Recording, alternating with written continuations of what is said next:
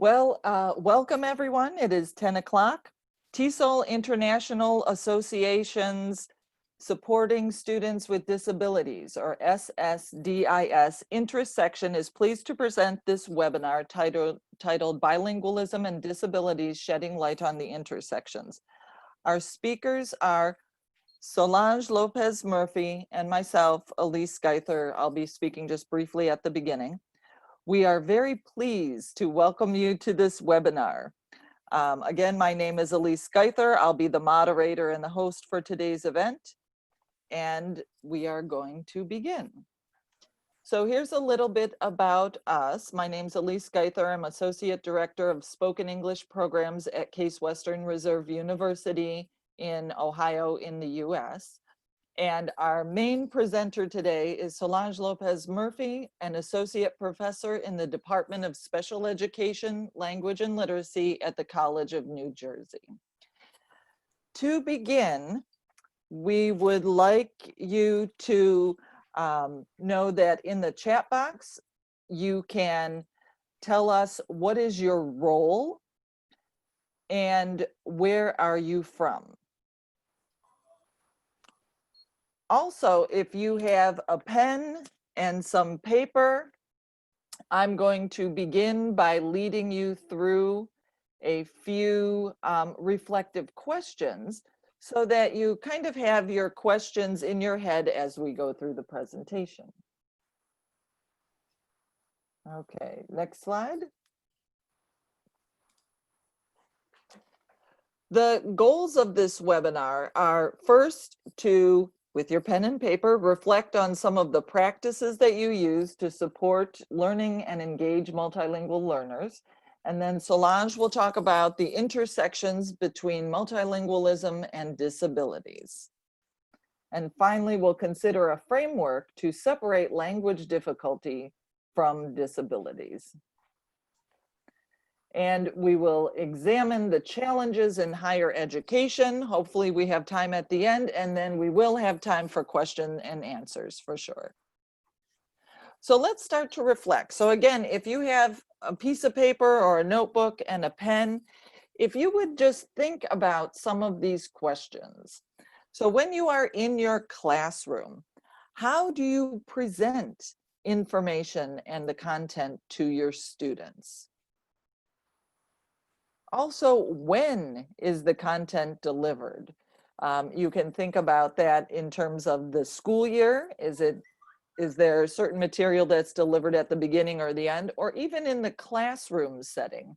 When during the classroom is content delivered to the students? Also, how do students engage with the material? For some teachers, you may know this kind of imagery of who holds the pencil. Is it the teacher who's holding the pencil and really directing how the students engage with the material, or are the students holding the pencil and are they personally engaging with the material? How much time do you give your students to engage in the class? What background information do students need? And do you do some priming before a class? And finally, how do you ask students to demonstrate their understanding or mastery of the material? Do you often ask this question? Students, do you have any questions? Do you have any questions? And how do students answer that? And then generally, when you are asking students questions, how do you want them to answer? Do you want them to raise their hand and answer verbally? Do you want them to write down answers, for example, on a test or quiz? Or is there another way that you have students answer to demonstrate their mastery of the material? So write down a few notes. And this is helping you to reflect on what you are currently doing. And as we go through the presentation, we will see how what our presenter describes to you kind of fits or is similar or differs from what you're currently doing. Next slide. So additionally, we'd like you to begin considering some questions that hopefully will be answered during the presentation, but you can also ask these questions in the chat as well. So in your current teaching, what barriers do you feel that you have when you are delivering the content to your students? And then thinking as a student, what barriers or challenges are there for your students when they try to engage with your classroom, when they try to participate? Also, what barriers or challenges are there for students to demonstrate their knowledge and mastery? Do you think that they really have the concept, that they really understand it, but in order to demonstrate or show you or other administrators, what challenges are there? And generally, what other challenges do you see? What has brought you to this presentation today? So as you write down your answers, as we go through the presentation, see if anything that comes up maybe helps you to answer these questions and helps you to think about how you can overcome some of these barriers. Okay, and now I would like to hand it over to our main presenter. Solange Lopez Murphy, again, is a teacher educator in the Department of Special Education, Language and Literacy at the College of New Jersey. Her research focuses on intersectional studies that examine struggles in language acquisition and learning disabilities among emergent bilinguals. So welcome.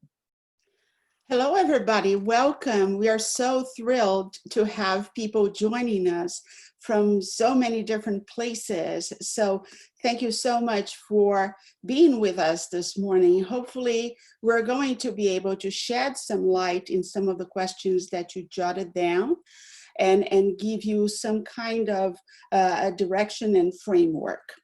So my first question, in addition to all these questions that Elise got us to start thinking about, I would also like for us to start contemplating, why do we need to be thinking about intersections? Why is important for us to consider intersections when we think in terms of bilingualism and learning disabilities? So in the chat, I would like for you to start telling me, why is it important for us to be considering those interfaces and intersections? If you would please start populating the chat. Why intersections are important.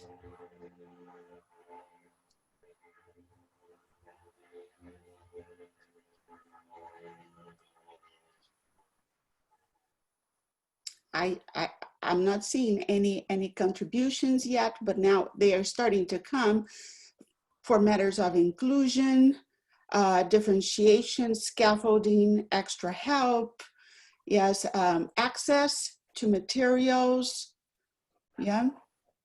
Okay, so please keep providing your thoughts about why the concept of intersection is important. Assessment, language proficiency, methods used, right?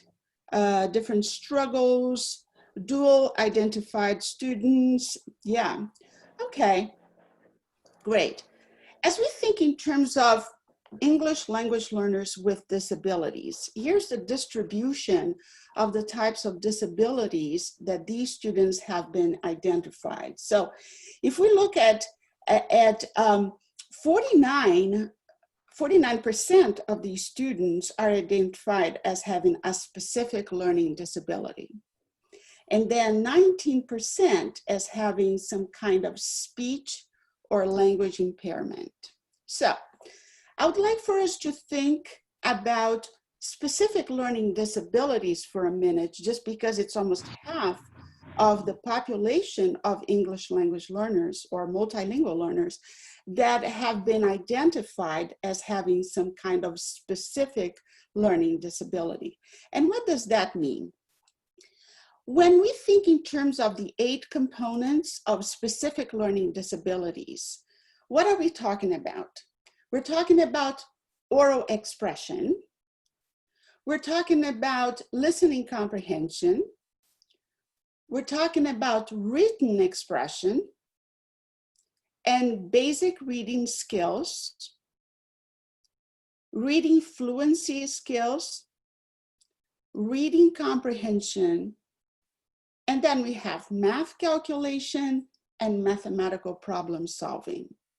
So as we analyze those 8 components, 6 of them have to do with language, right?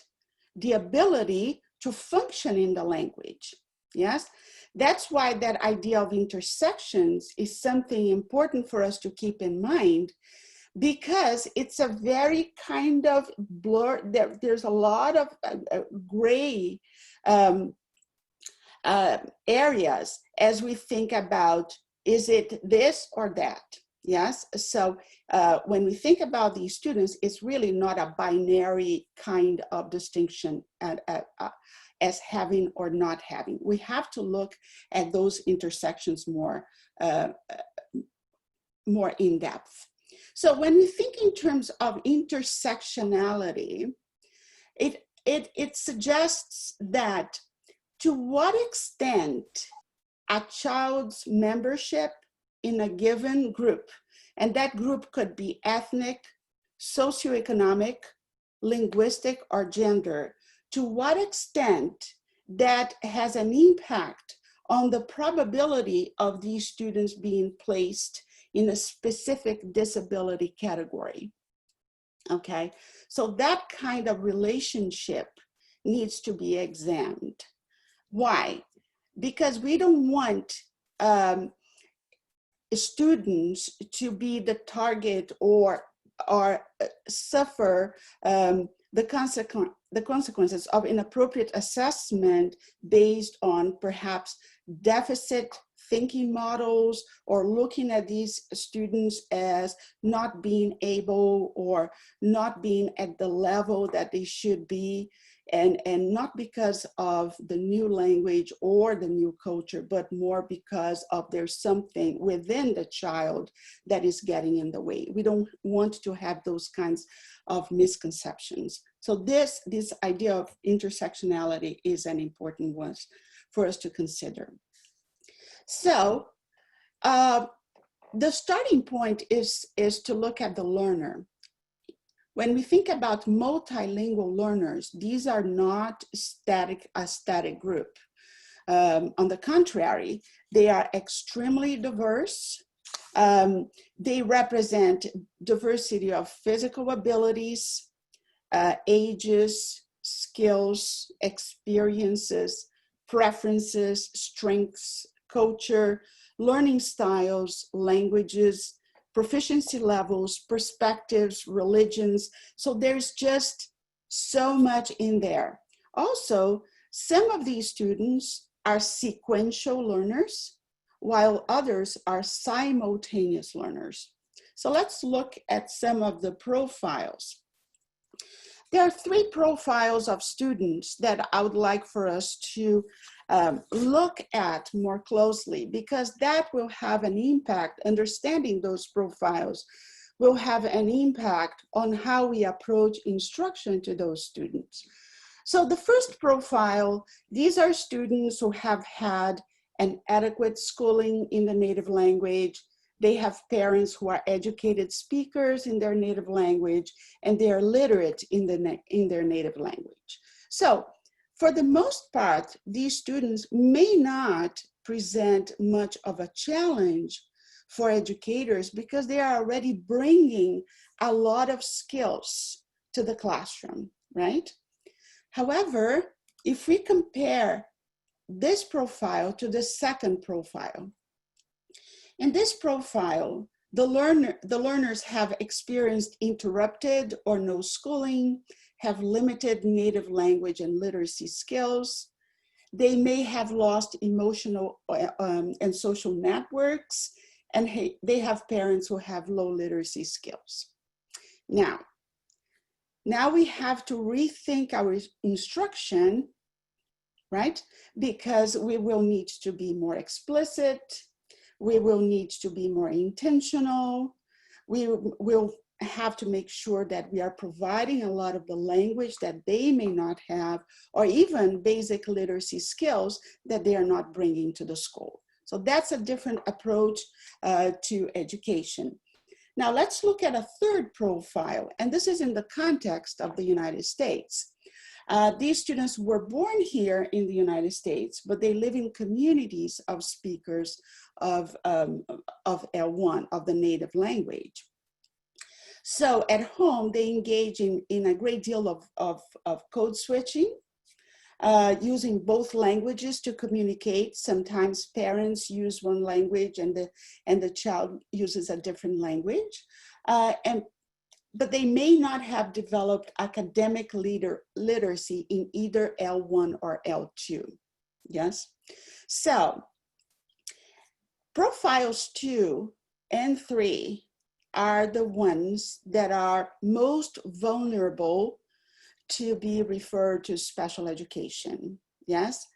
Just because of perhaps some of the gaps that they have, that they bring with them. But we now need to start looking more closely at them. So now that we understand that there are different profiles of learners, yes, and we have to find out which profile better describes the learners that we teach. We need to keep in mind that determining whether a multilingual learner has a learning disability is a process of elimination, okay? So we need to take into account a number of different factors. Also, there are no tests that can definitely tell whether a second language learner has a disability. And this is a question that in my world of professional development, I get asked quite often, what kinds of tests are available so I know that my student has a learning disability? There's no such a thing, okay? So once again, it is a process of elimination. And why? Because we're talking about the diversity that these students represent. There's a lot of diversity within diversity. So some of the factors that may have an impact on students' academic performance would be their exposure to literacy. So children, and when I say children, I'm meaning any kind of learner at any age, they may come to us with different levels of literacy. Some of them may even come to high school without fluent reading and writing, okay, without the foundational literacy. And so we have to take that into account. How literate are they? There are students who are coming here from war zones, very areas of violence, and they haven't been to school for a number of years, okay? So now they have to be retrained on how to function in an academic setting.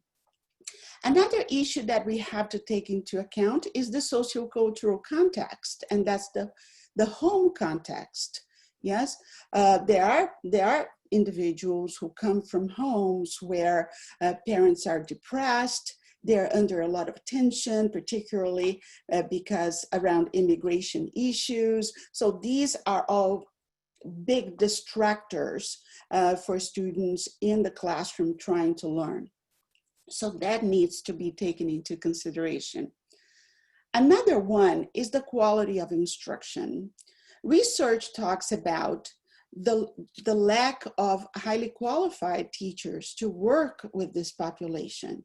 Teachers who understand second language development, teachers who are sensitive to the needs of these students, teachers who have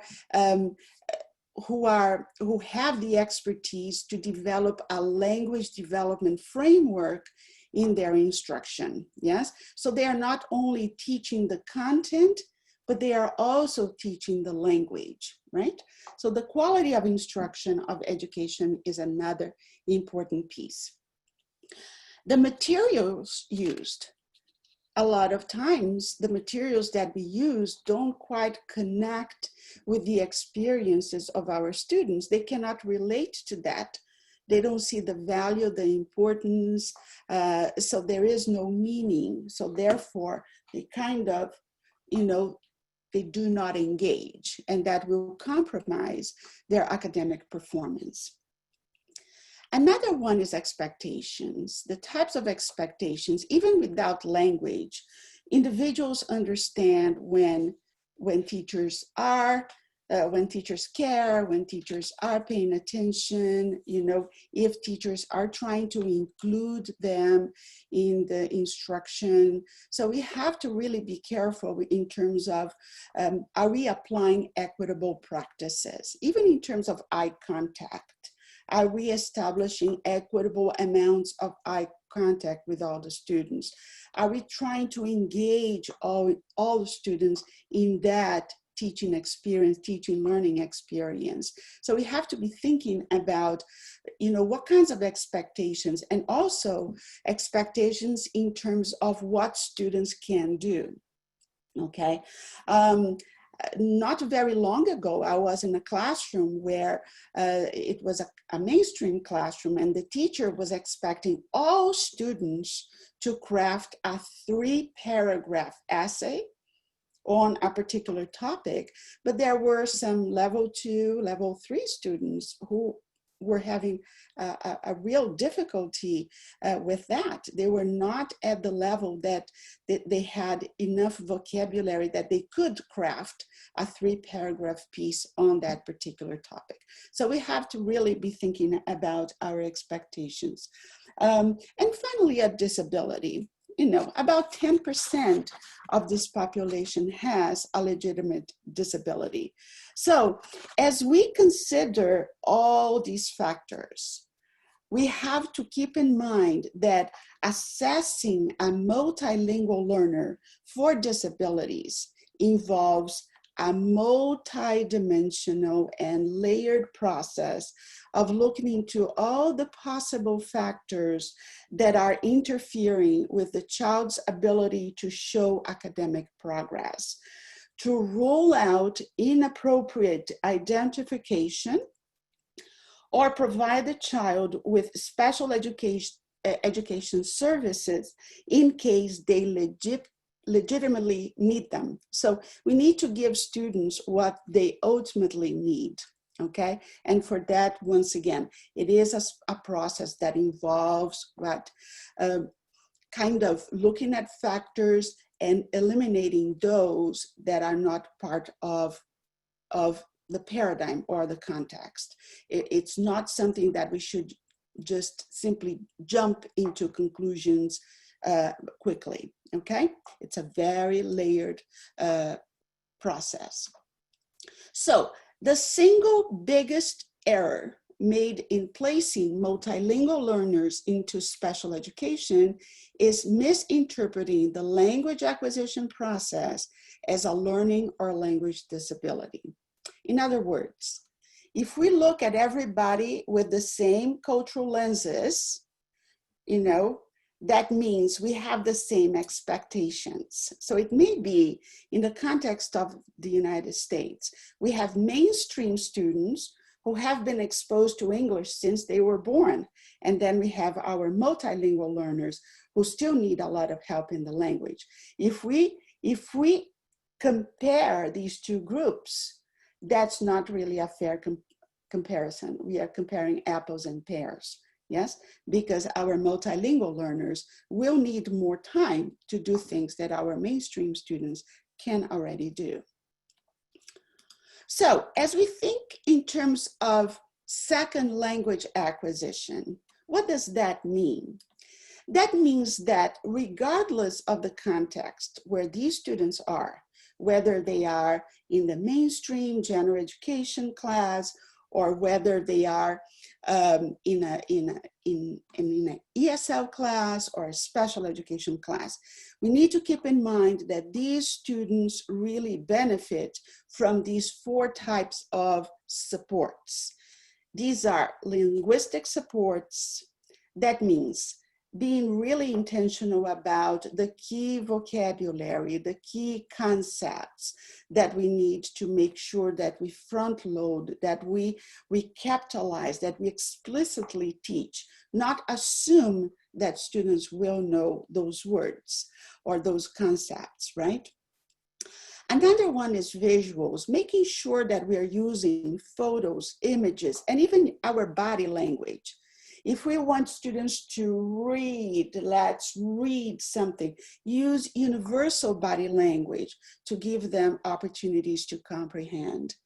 Interactive, these students need to be exposed to interactive types of exchanges with other students. So think in terms of your instruction. How is the classroom discourse? Are you sharing that discourse with students? What sections of your class is teacher directed, and what sections they are working collaboratively, because that's an opportunity to what? To practice the language, to practice oral expression, right? So think about that. Also, graphic organizers. Yes, Venn diagrams, concept organizers, tables. So multilingual learners benefit from that as well. And also understanding that second language expression travels from nonverbal behavior gradually to verbal behavior. So keeping in mind that if I say to you, you know, do you prefer the telephone or the pen? You know, I'm giving you a choice. If you just simply point, yes, you are communicating with me, yes? But if I say, what do you prefer? Now I'm putting more responsibility on you, because there isn't much scaffolding. If you know the word, if you don't know the word in that language, you don't know what to say. But if you are providing a scaffold, then it becomes easier for an individual to respond. So keeping in mind, being able to align our expectations with what students can do. Yes, and that's very similar to when we think about first language development with babies. In the beginning, they go, right? And they express what they want. So aligning those expectations. So in the chat room, I would like for you to enter one example so then we can share some practices. What would be one example that you use, whether to support like a linguistic kind of scaffold, or visual, or interactive, or graphic? Can you help us with providing one example of something that you use in your class to give students opportunities not only to understand, but to learn? Yes? Sentence frames, formulaic language. Yes, formulaic language is really important. For example, if you are teaching your students salt, just go ahead and do salt and pepper, because that expression always comes together. Yes, you don't say pepper and salt in English. It's often salt and pepper. The same thing goes with compare and contrast. So give the students the whole chunk, because we don't say contrast and compare. Yeah, so these are formulaic expressions. Total physical response, using your body, right? Getting students to respond physically. Lots of modeling, that's true.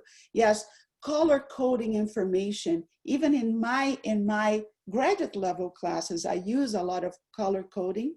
You know, it's appealing to the eyes. It makes it easier to identify information. Explicit teaching. That word, explicit, is very important when working with diversities in the classroom. Using multi-sensory verbal, nonverbal communication. These are all very good suggestions. Thank you very much. You can keep on going as I continue, right? Okay. So, some misconceptions about working with multilingual learners is that native language assessments present a clear picture of linguistic proficiency.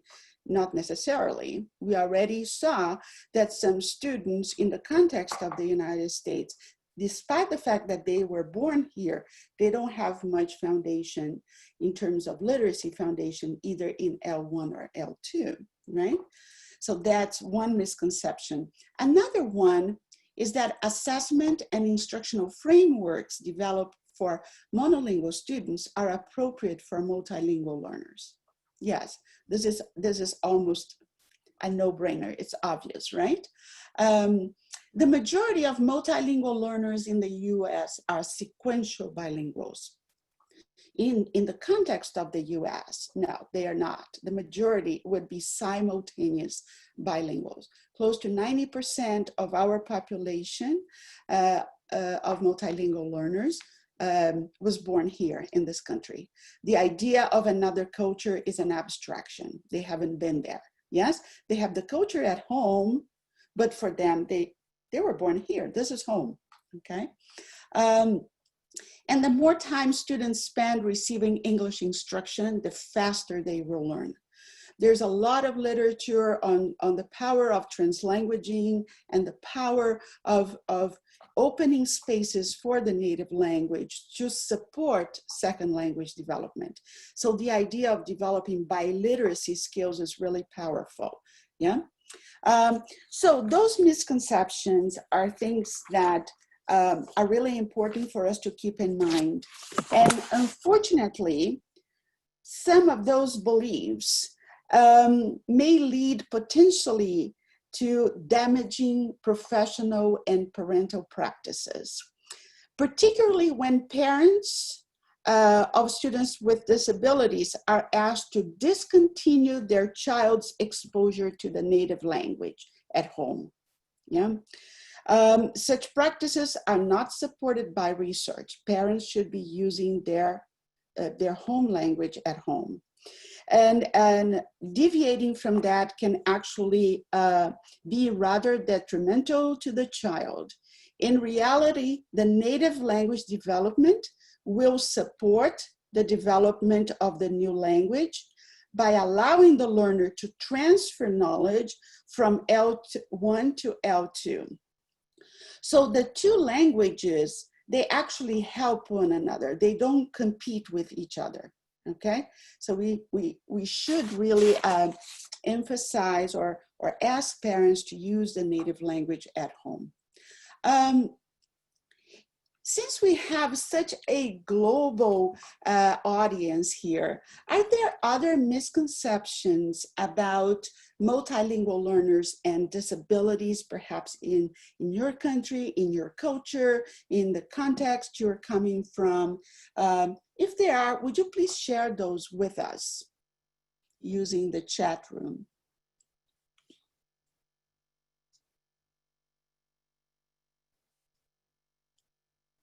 So someone is asking about an explanation between sequential learning and simultaneous learning. Sequential is when the child already has one language and then adds another language later, yes? As opposed to simultaneous, these are children that from day one, they hear different languages. Yes, so at home they hear one language, they turn on the TV, there's another language. So the languages are the child is being exposed to multiple languages simultaneously rather than, okay, so I know language X, and when I'm 10 and 11, I start learning another language. That's the difference, yes? Okay, so, some of the misconceptions that they are lazy and they don't do homework. The students can't speak socially. They don't need language support. We all know that social language is so different from academic language, right? Yes. If you don't know the difference, just send me a note and I will explain. Mixing skills, if they cannot speak, then they cannot read. That is true. Yes, it's important to keep in mind that different skills require, different language skills require different types of abilities. They do not take an interest. Lack of L1 accent in spoken language means they should be more fluent. Yeah, a lot of assumptions, a lot of misconceptions. Thank you for sharing those with me, with us. if you would please continue. If you have more, please do. So, a true language disorder is evident in every language the child speaks. Yes, if we go back to the specific learning disabilities. So if a child has difficulty comprehending text, contextual information, that is actually going to happen in all languages that that child speaks, okay? Because it's a within child issue. It's not just a result of acquiring a new language. So when we get my notes here. So I would like to point out a couple of exclusionary clauses, and these are special rules in IDEA. So this is the Act for Individuals with Learning Disabilities. So this clause determines that a child cannot be determined eligible for special education service if they have limited English proficiency. So this clause includes a number of safeguards to protect multilingual learners and their parents during the assessment and identification process. So some of those safeguards, if we look at this one, assessments and tools used during assessment are available in the language more likely to yield accurate information on what the child knows and can do academically. So this is a recommendation. So assess the child in the language that is more dominant. In the context of the US, the reality is that multilingual learners are often assessed only in English, okay? And that may not be their language of dominance. Therefore, the results may be concerning, right? Another one is that assessments should be administered by bilingual personnel and trained interpreters. This is not true across the board. There are a lot of places where a language specialist will be part of the conversation if they are available. Yes, if available. It's not really a requirement. And language specialists should be there to help inform or help look at the process from a language perspective. Okay, so I would like to talk a little bit about mirrored behaviors. And what are mirrored behaviors? These are behaviors that can be both associated with acquiring a new language and learning disabilities, yes? So that's where collaboration is so important. And as we are kind of perhaps concerned about the performance of a particular student, it's important for us to start bringing different expertise to the table so we can look at behaviors from both perspectives. So let's look at some of these mirrored behaviors. Difficulty following directions. We can explain that difficulty both from a second language acquisition, you know, because the child doesn't know the words or the child doesn't yet have enough language to comprehend those directions, or we can explain that from a special education perspective, yes? So those behaviors can be explained from both angles. Therefore, that's what it makes it kind of a blurred picture, right? That's why we need collaboration. So there are a few other behaviors that I would like for you to bring to your radar. Difficulty with phonological awareness, or the ability to distinguish two sounds. It may be that those sounds are not in their native language, right? So they haven't been exposed too much to those sounds. So they still haven't developed that perception of what's the difference, yes, between mat and bat, okay? So that's what it is. Then slow to learn sound symbol correspondence. That's another behavior that could be explained from both ESL or special education. Difficulty remembering sight words. It may be that those words are not meaningful to the child, therefore they have difficulty remembering. Difficulty retelling a story in sequence. Once again, it could be a cognitive kind of difficulty, or it could be a language issue. Confusion with figurative language, difficulty concentrating, and getting easily frustrated. So I want for you to keep in mind some of those behaviors because we need to spend more time with those in separating what is causing that behavior, right? So let's move in terms of assessment. When we are concerned about the performance of students, so it's important for us to select one area of difficulty. Suppose that the child is having difficulty following directions, okay? So let's just focus on directions. Then we are going to devise lots of strategies or interventions to see whether students can follow directions. And then we are going to observe a student's level of responsiveness to those different strategies and looking at progress over time.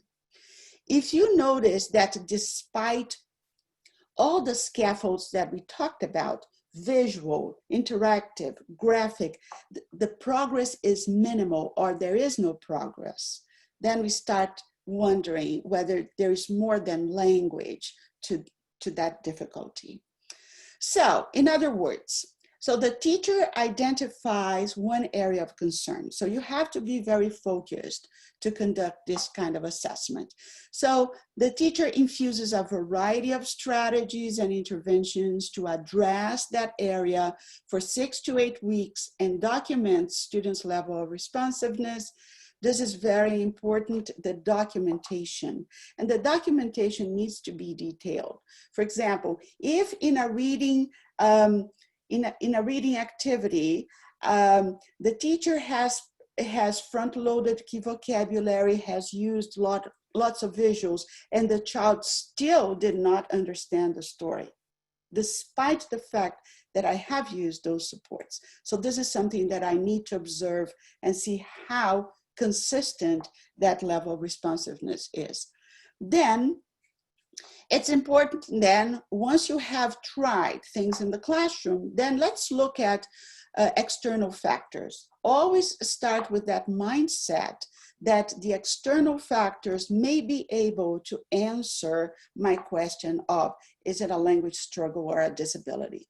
If you go into this framework already convinced that there is a disability, there will be, okay? So it's important for us to start with the mindset that external factors will be able to explain those difficulties.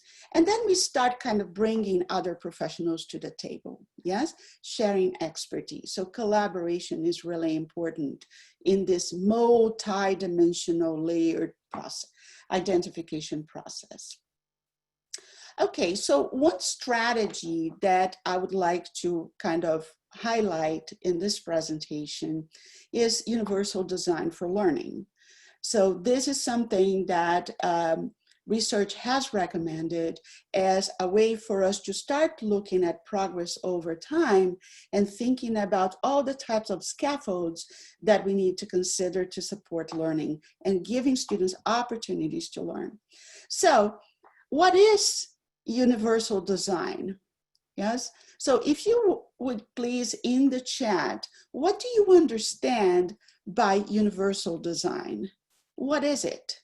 Can you please enter a word or two or an explanation? What is it?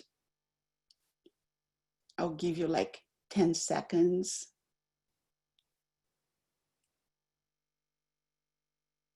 Anticipating needs, yeah. Nonverbal communication. Design that is suitable for all learners, yes. Yes, a general outlook. Very good. Thank you very much. So the term universal design was coined by the architect Ronald Mace to describe the built environment to be aesthetic and usable to the greatest extent possible by everyone, regardless of their age, ability, or status in life. So think about buildings with ramps. If they just have steps, some individuals will not be able to enter the building. Yes. So we start thinking about how to make it more accessible. Yes. Yeah. Okay. So, and this mindset of looking for accessibility or most accessibility for all is a matter of equity. Okay. Making your practices equitable. So UDL has 3 principles. Yes. The first one is engagement. How do we engage students' brains? How do we set the purpose for learning? So that's the why. Then there is the representation. That's the what. How can I present? What alternative ways are available for me to present material? I may be explaining, I have a visual, I have some kind of a tactile device that would support learning. And the third would be action and expression, providing students with alternative ways that they can express themselves. Remember that class that I told you that the teacher wanted everybody to craft 3 paragraphs? You know, it may be that some students could create a collage. Yes, with pictures, with images from magazines. Some individuals could use technology, yes? And some individuals could definitely write, but expecting everybody to write is something that UDL is asking us to reconsider. What additional options exist? Okay, so in the chat, once again, if you would please share one idea that is specific to one of the principles. It could be engagement, it could be presentation or expression. What is something that you do in your classes that would help students engage or giving them purpose or alternative ways of presenting material or alternative ways of expressions? So if you would please give us some ideas, giving students choices, most definitely. Yeah. Okay, please let your suggestions come. Graphic organizers, alternative tools, making the topic interesting, using authentic materials. So here are some questions that we should always be asking ourselves. Have I used alternative ways to engage and motivate students? How am I going to make the content accessible to all students? Have I provided alternative modalities for expression? So my intent is that all my students can be successful. Am I doing that as I'm crafting my lessons? So I would like to share with you a pre-referral checklist. If you have questions about a particular student, a multilingual learner that you work with, so questions to ask. Has the student received appropriate core curriculum instruction that is appropriate for multilingual learners' level of English proficiency? Are we meeting the students at their level of proficiency? Yes, no. Has the student received intensive evidence-based interventions in the area of academic weakness, implemented with fidelity over time, and demonstrated little or no progress? Remember when I said 6 to 8 weeks? A variety of interventions, documenting levels of responsiveness, levels of progress. Yes, no. Have extrinsic factors such as physical, personal, cultural, learning environment been considered? Yes, do we know something about the home context? Do we know the level of literacy of that child? Let's look at those. What is the quality of instruction that individuals are receiving? Has the team consulted with the parent regarding learning patterns and language use in the home? Perhaps if the child has siblings, does the parent see any difference? Yeah. So now we're starting to involve parents in this whole process so we can better understand it.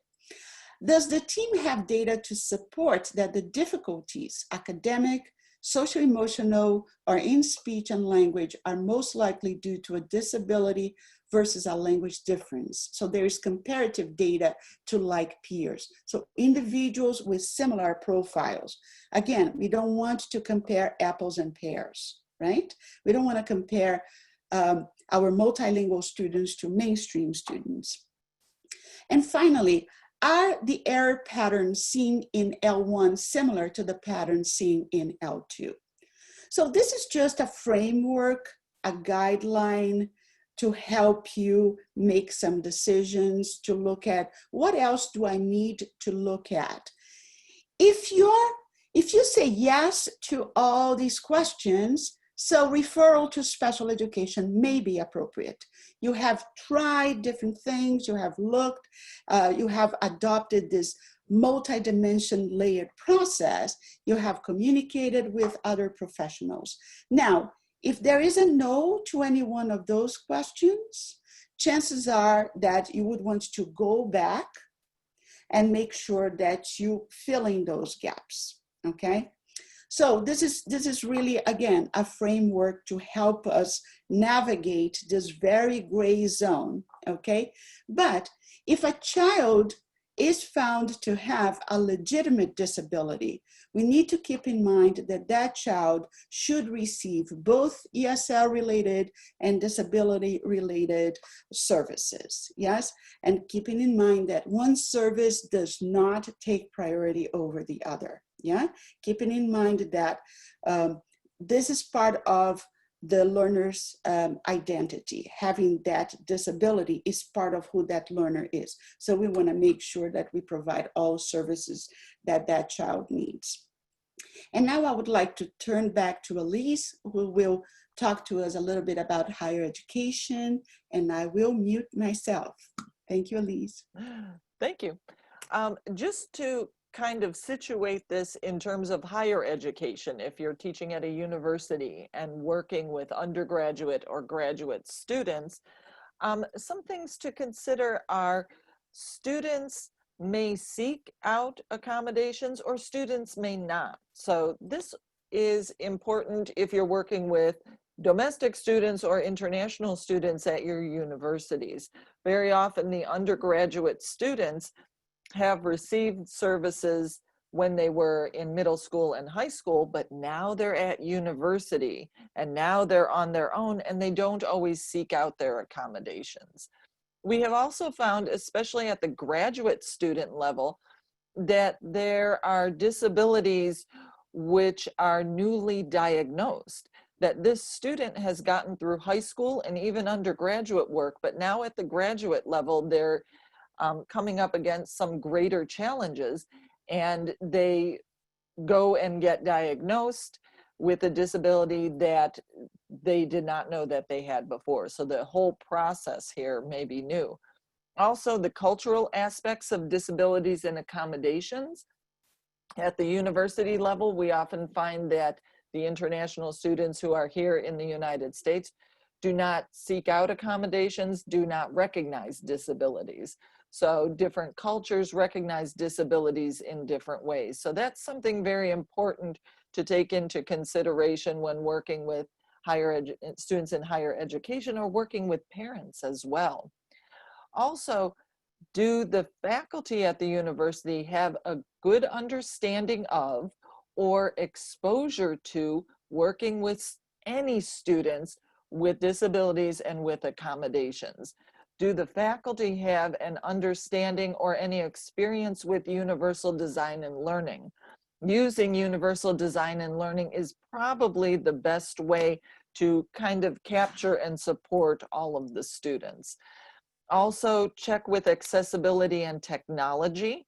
For example, if you are giving the students a PDF, can that PDF be read by a screen reader for a student with a visual impairment?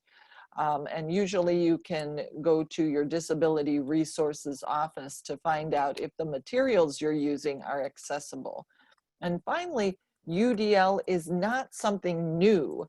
We're not asking faculty to reform, recreate their entire course. UDL is something that teachers are already doing.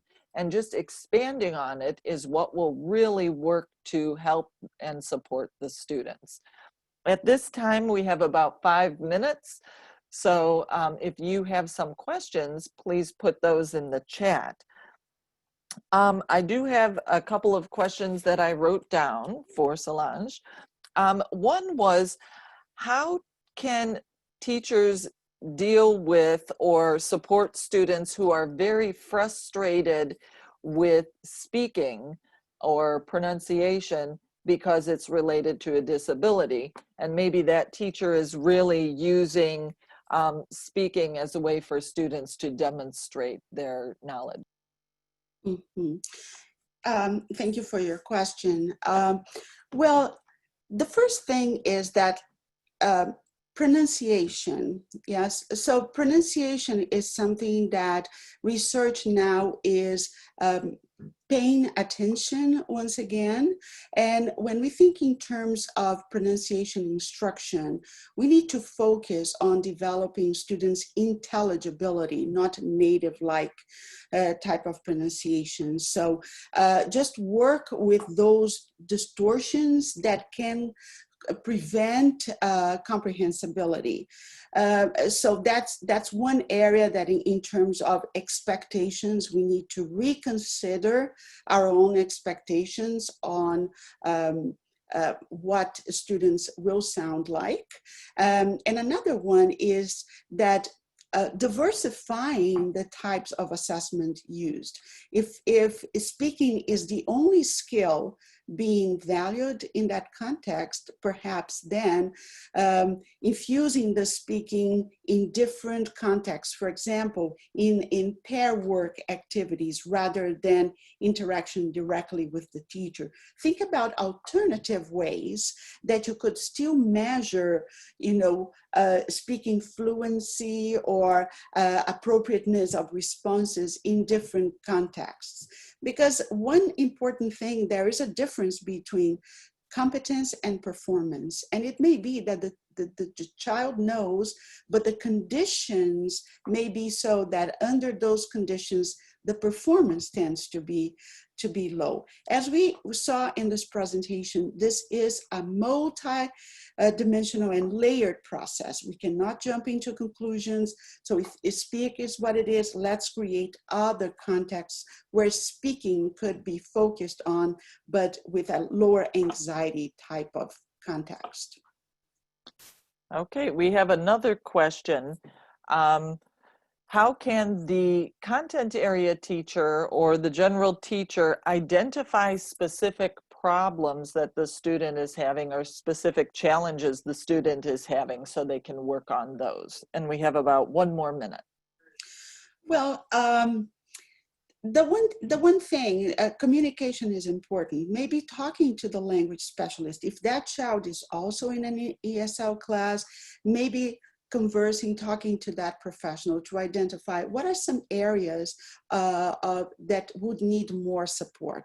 Yes, I think understanding the child's profile and how the child responds to instruction in other classes. As teachers, we can very quickly see if students have some kind of difficulty in performing some tasks as we walk around the room, as we look at their samples of student work. I think this is a very broad question, but I would say perhaps connecting with a language specialist and finding out what are some areas of that the child needs more support on in terms of language. Okay, well, we are out of time, so we must conclude today's online program. And a special thank you to Solange, our presenter. And I just had to Solange tell you one of the comments was, this is the best presentation someone has seen in their 25 years of teaching. So it definitely was a very wonderful presentation. This concludes the program. Again, the recording should be available to you in about 2 days. Thank you for attending, everyone. Thank you.